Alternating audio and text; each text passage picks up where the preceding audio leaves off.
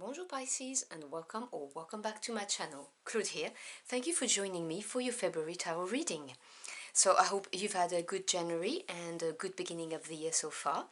I have posted last week the tarot birth card readings for February, so if you've not checked yours out, sorry, can't speak English this morning, there will be a link in the description box below, and if you don't know what your tarot birth card is, you can also check the video down there. So I normally split my deck into 3 parts for the monthlies, but I was called to do a chaotic cross today, so we'll see how that goes. I'm going to pick out your main energy from an oracle deck, and then I will lay my cross on top of it. So obviously, as always, this is a general reading, please do bear this in mind. And if you would like to connect to the energy of my deck, now is the time to do so by taking a couple of deep breaths and relaxing whilst I shuffle it. So what do my Pisces querents need to hear for their highest good for the month of February, please?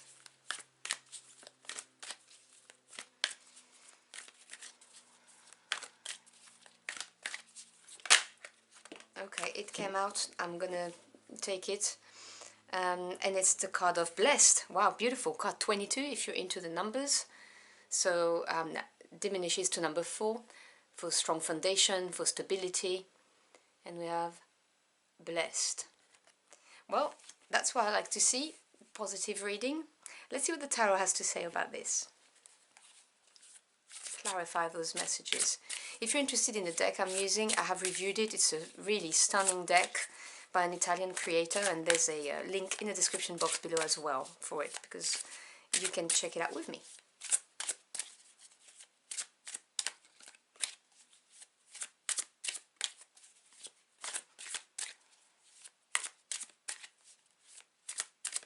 Alright.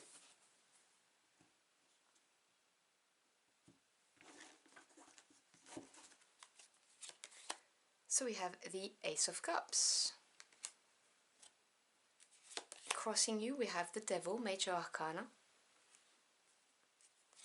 Above you we have the Seven of Swords. Let me move this a little bit. Below you we have the Seven of Pentacles. Interesting to see that on your mind and on your subconscious we have a number 7. I will delve into that when all the cards are out. Behind you we have the Page of Cups.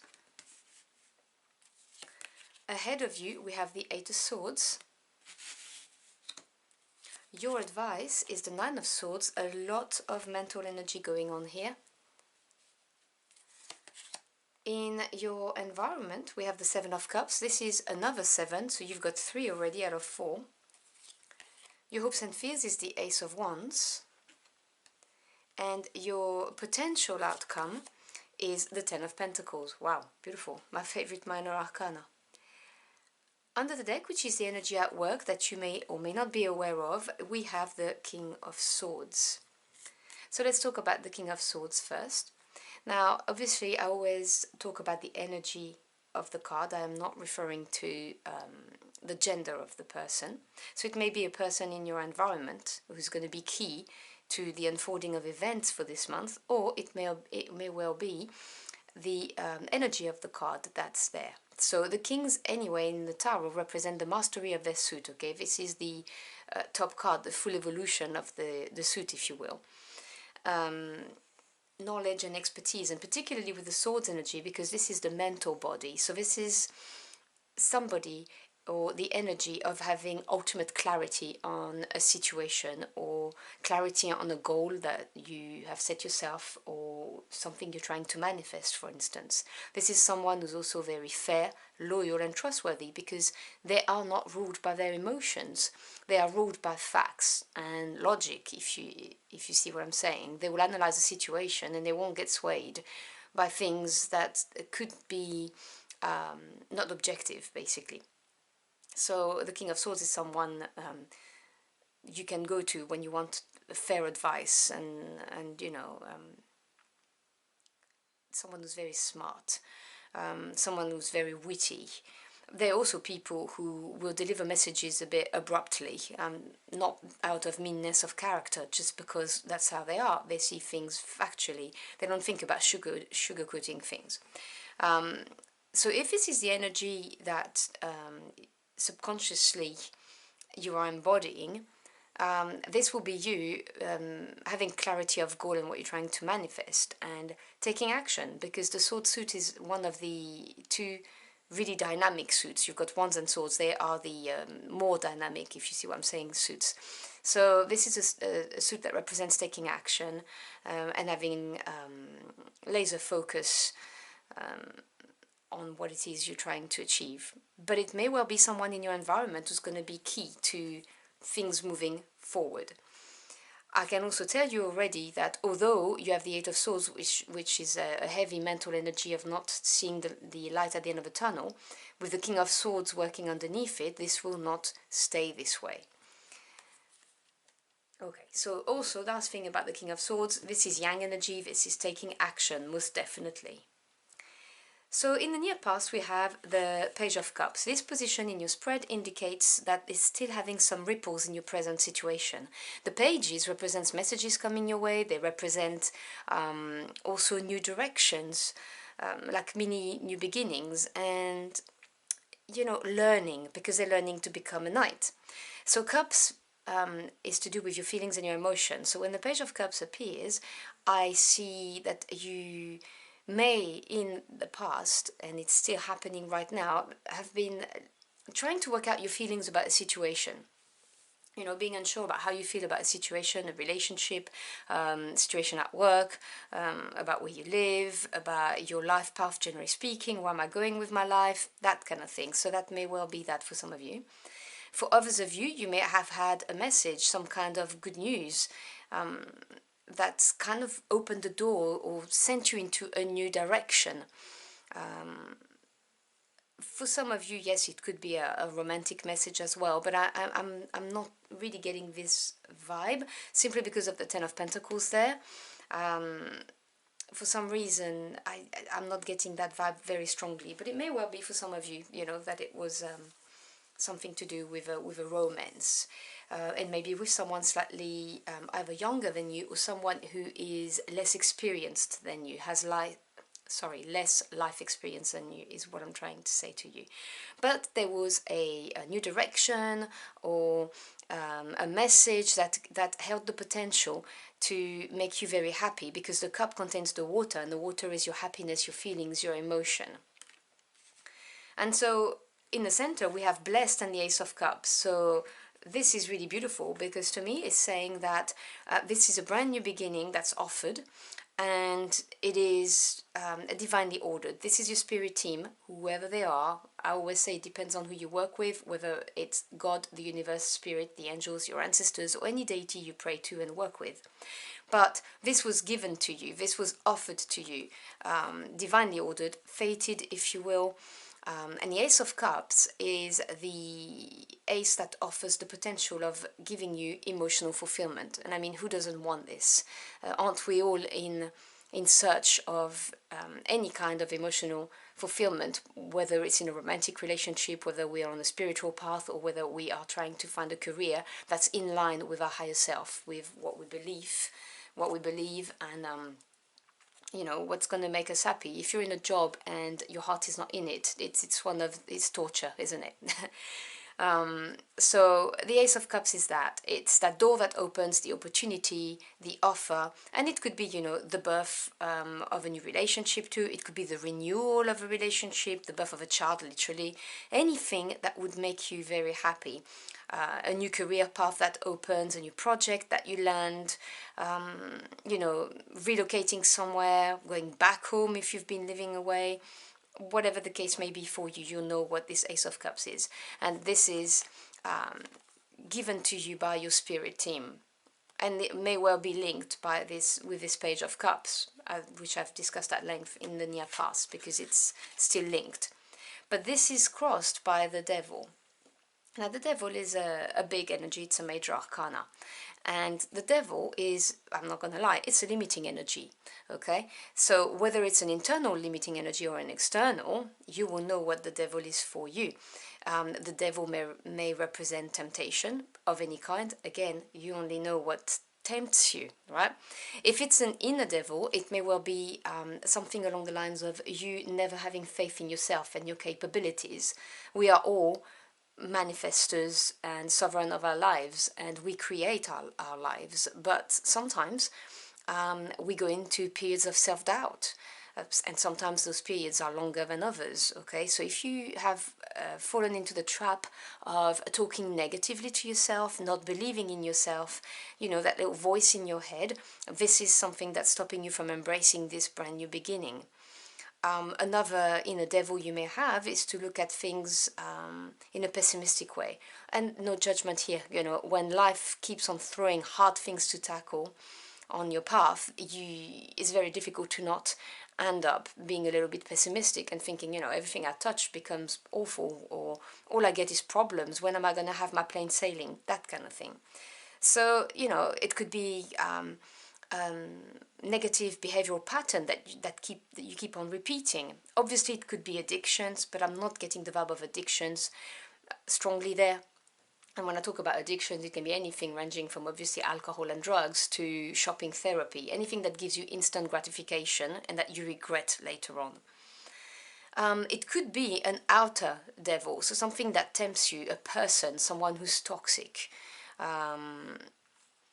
It could be a toxic working environment. You could have a toxic family. I know this is something people don't like to talk about, but, you know, we choose our friends, we don't choose our family. We may have chosen our family and who we are born from as a soul contract before we are incarnated in this life, but not everyone believes in that. But what I'm trying to say is that you may have toxicity around you, and this is stopping you from embracing this. But the main vibe I'm getting, to be quite honest with you, is the vibe of this is something that's within you, something that's blocking you from embracing this, and in a fear, doubt, whatever, that kind of thing. Now, on your conscious mind, we have the Seven of Swords. So you have a lot of swords energy. You have 1, 2, 3, 4 out of 11 cards. So, you know, it's a good between a quarter and a third, let's put it this way. And to me, the sevens, this is an important number because it represents the self-evaluation, the process that we go into reflecting upon something that's happened or is happening. And from this, we draw our strength because we gain the experience, which then gives us the impetus to move forward, the confidence. So on your mind, you've got the Seven of Swords. This is the card of work smarter, not harder. This is thinking out of the box. This is maybe contemplating taking the least trodden path, something that would not be something you would do normally, but you're feeling called to. And I see this obviously linked to this Ace of Cups, this brand new door that's open, this opportunity, this offer, this new beginning, whatever you want it to call it. And this is you seriously considering doing that. And, you know, being up in your head about it, you know, really thinking, okay, you know, what should I do? How do I do that? And trying to work out what to do regarding that. And in your subconscious mind, you have the Seven of Pentacles. Now, this is this evaluation energy, but in a very grounded manner, because this is earth energy. So this is to do with being very pragmatic. Looking at things and thinking, okay, so if I put this amount of time, effort, energy, and sweat equity in it, am I going to get the harvest that I'm expecting? Sometimes there's an element of patience with this card as well, you know, feeling a bit impatient because we're not getting as much as we thought we would from a specific situation or relationship. But this is really, the emphasis here is on the practicality of things. So I find it very interesting to see that up in your mind, you are looking at the mental path towards it. You're looking at this from a factual point of view and, just trying to be smart about it. Whereas in the subconscious part of you, it's about the practicalities of it, in your daily life. So that's very interesting because it shows that although you may not be aware of it, you have a very balanced approach to this brand new beginning, which remember is with the blessed card. This is something that's meant for you. You may not realize it because you may have apprehensions as well about it, which is normal, but it is there with the blessed card. And then in the near future, we've got the Eight of Swords. So you're going to move from the 7 to the 8. Now, This is progression in the tarot, which is always a good sign, even though the Eight of Swords is a very heavy mental energy, because you are looking at this from a very intellectual point of view, and you're going to end up kind of imprisoning yourself. The Eight of Swords talks about having advanced in the thought process from the self-evaluation to projecting and not being able to see a positive outcome. It really is when you're really all the way up in your head and you just don't see it. How am I going to do this? Now, it's very important that you understand that you need to look at things from a practical point of view as well, because your potential outcome is an earth card. It's very much to do with your everyday life, whether it's work life or home life and financial assets. And this is the best card, really, the ten of coins. And your subconscious is telling you, look at this from a practical point of view, how much effort, time, and bits of yourself you put into a situation and what you're going to get in return. And the answer is, if you go for it, it's going to be a lot you're going to get in return. But if you just stay in your head, you may not be able to see it. Although I will say this to you, your spirit team with the King of Swords underneath it may send you someone who's going to be able to shed lights on this and help you see it. This King of Swords may well be linked to this Ace of Cups. They may be the person who offer you this opportunity, new beginning, new relationship, whatever. So this is a card of saying you may, if you are not careful, fall into this prison of the mind thing in the near future. Now that's why I love tarot cards and tarot readings, because now that you know it, every action you take, every thought you have is going to have an impact on it, and you may well not have this Eight of Swords, because the advice is the Nine of Swords, and for me the Nine of Swords is the card of courage. This is facing your thoughts and refusing to go down the rabbit hole. This is understanding that for every negative scenario that you are contemplating, there is a positive one, and choosing consciously to look at that and not be led by our emotions and not give in to anxiety and stress, because then it becomes a vicious circle and it becomes all we can think about. So that's what the advice is there. Do not get grabbed into this. And remember that every time you focus on something, it will manifest eventually. So focus on the positive. Because in your environment, you've got the Seven of Cups. This is the card of having many options and maybe feeling a little bit overwhelmed because of the option. So this Ace of Cups here, which quite clearly is something that's meant for you with the Blessed card and brought to you by your spirit team, maybe one of the options you have, and you may have other options, whether they've been presented to you in the past and been there for a long time or not, but you may feel, because it's in the environment, that there are other options and you're not quite sure. You may be tempted by another option, which is why the devil is here, if the devil is an outside temptation. So if you feel a little bit overwhelmed, that's natural, completely fine, particularly if you are very much up in your head about this situation, but know that there are options for you.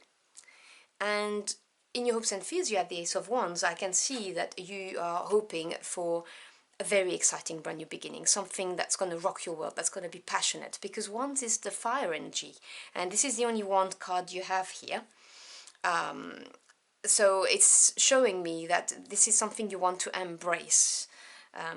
You want to jump on this. I can see as well with the hands grabbing the wand. So yeah, you have two aces in this reading, which obviously is very good and talks about renewal and brand new beginnings. But you're hoping for something that's going to be adventurous, that's going to be exciting, and who could blame you? So that's where you're going for this. And as a potential outcome, you've got the Ten of Coins. Now this is my favorite minor arcana.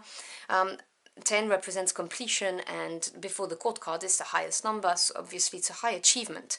And the reason why I love it so much is because it's earth energy and it deals with our daily lives. So this is the card of legacy. This is having reached a certain level, such a level should I say, of prosperity and abundance that it's been built to last. It's strong, it's based on strong foundations, it's stable.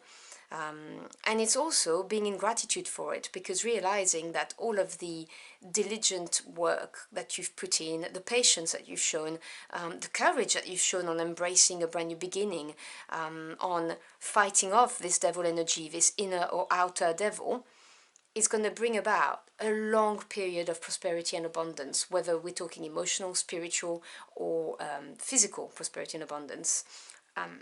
Or all of the above, okay? It depends on your situation. But this is a very, very happy card of lacking for nothing really in the physical world, and having this sense of groundedness and stability, which, you know, as human beings, we are programmed to search for that, feeling safe and secure. It's part of our root chakra programming. So, you know, honestly, this is like one of the best cards you could get in your potential outcome. So the only thing I'd say to you is just to make sure that you are not all up in your head. This is the only negative thing I would say here, and to make sure that you look at things from a pragmatic point of view as well. Pay attention to people around you. You may have a King of Swords who could really help you. Otherwise, embrace the energy of the King of Swords and seek clarity by just being factual but not all the way up in your head, and taking decisions, because the difference between the 9 and 8 of Swords, for instance, and a King of Swords, is that this is being ruled by your thoughts. The King of Swords rules their thoughts. So I will leave you on this last message. So I hope you've enjoyed your journey with the cards with me. If you did, do let me know in the comment box below. I'd love to hear from you. Thank you so much for stopping by. Your time is your most precious commodity. I'm truly humbled you chose to spend it with me. Don't forget to check out your Tarot Buff card readings. It may shed some more light on this. And I wish you a truly wonderful month. Until next time, au revoir.